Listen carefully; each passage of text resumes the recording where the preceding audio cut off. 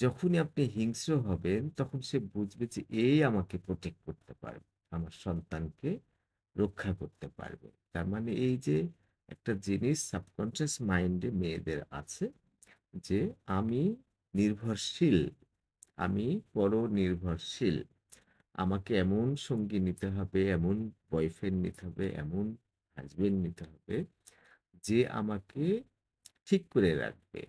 তার মানে রাত ১২ টায় আমি আইসক্রিম খেতে যেতে চাইলে সে দিবে না।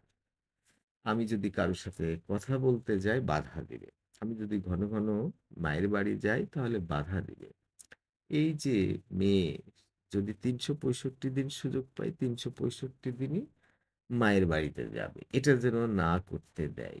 তার সবসময় বিভিন্ন ছেলে তাকে কথা বলতে চাইবে। সে কথা বলে তার মধ্যে দিয়ে ডুবে থেকে সারা দিনরাত ব্যয় করবে। কিন্তু এই ক্ষেত্রে যেন তার স্বামী বাধা দেয়। তার মানে হলো যে সে একদল ছাগল। এখন একদল ছাগলকে আপনি পাহারা না দিলে তারা কিন্তু হারিয়ে যাবে। হারিয়ে গেলে কসাইয়ের হাতে পড়বে। তাদেরকে মেরে ফেলা হবে। কিন্তু বাড়িতে তাকে দড়ি দিয়ে বেঁধে রাখবেন। একটা শৃঙ্খলার মধ্যে দিয়ে রাখবেন। কারণ ছাগল ভালো করেই জানে যে আমি শৃঙ্খল না। আমি কোন দিকে হারিয়ে যাব।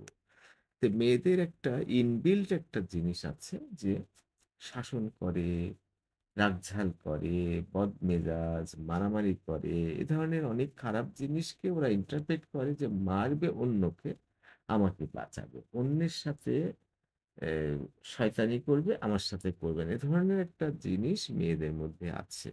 যার ফলশ্রুতিতে এই যে অধিকাংশ মেয়ে তারা চায় যে তাকে শাসন করুক। তার মানে ওই মেয়েকে যদি আপনি পেতে চান গার্লফ্রেন্ড হিসাবে, স্ত্রী হিসাবে, তাহলে কিন্তু এই অন্যায়গুলো করতে হবে।